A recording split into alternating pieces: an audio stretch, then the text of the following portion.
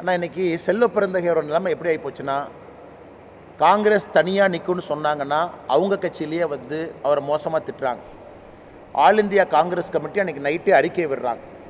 காங்கிரஸ் கட்சி வாழ்க்கையில் தனியாக போட்டியிடாது, எப்பொழுதுமே திமுகவுக்கு அடிமையாக சேவை செய்வதற்காக தமிழகத்தில் ஒரு கட்சி இருக்குன்னா காங்கிரஸ் கட்சி அப்படிங்கிறத அகில இந்திய காங்கிரஸ் கமிட்டியினுடைய அறிக்கை வந்து தெள்ள தெளிவாக நமக்கு காட்டுதுங்கண்ணா. இது ஒரு பக்கம்.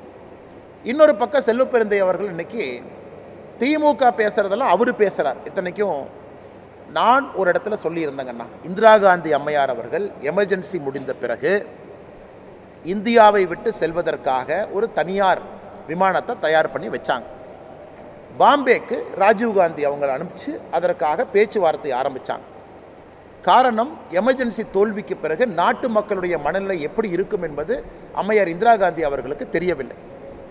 இது தெரிந்த பிறகு மூத்த தலைவர்கள் மொரார்ஜி தேசாய் அவர்கள், ஜெயபிரகாஷ் நாராயணன் அவர்கள் இந்திரா காந்தி அம்மையாரை தனியாக சந்தித்து அதெல்லாம் எதுவும் நடக்காதுன்னு உறுதி சொன்ன பிறகு இந்தியாவில் அவங்க தங்கினாங்க. இது உண்மை.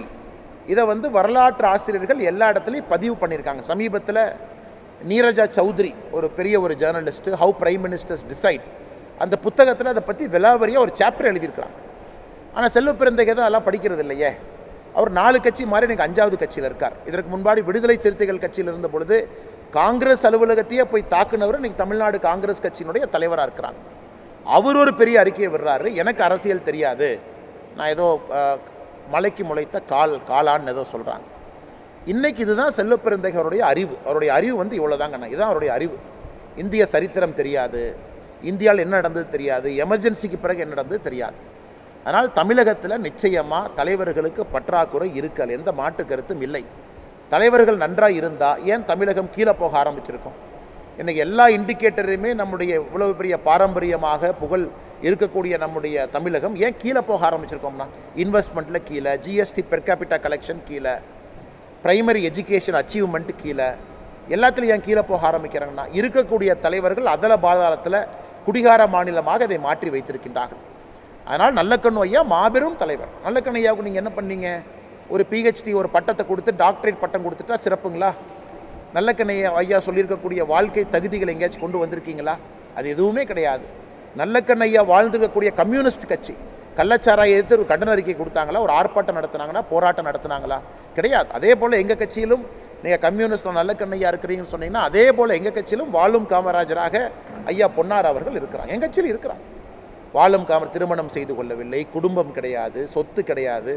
குடும்பத்தினுடைய சொத்தெல்லாம் நீங்கள் கன்னியாகுமரி போய் பார்த்தீங்கன்னா நண்பர்களுக்கு தெரியும். குடும்பத்தினுடைய சொத்தை எல்லாம் பிரித்து வேறவங்களுக்கு கொடுத்துருக்காங்க. தனியாக இவருடைய வீட்டில் இல்லாமல் இன்னொருடைய வீட்டில் வசிக்கிறாங்க.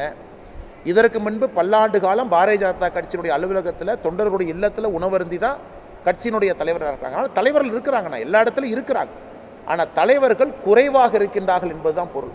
ஒரு பொன்னார் அண்ணன் பத்துமா பாரதிய ஜனதா கட்சிக்கு பத்தாது. அதே போல் தமிழகத்தில் ஒரு நல்லக்கண்ணு ஐயா பத்துமா பத்தாது. இன்னும் நிறைய தலைவர்கள் வேண்டும் என்பதைத்தான் நடிகர் விஜய் அவங்க குறிப்பிட்டிருக்காங்க. அதனால் இதற்கெல்லாம் செல்வ பெருந்தகை அவர்கள் வெகுண்டெழுந்தாங்கன்னா ஆண்டவன் தான் அவரை காப்பாற்றணுங்க.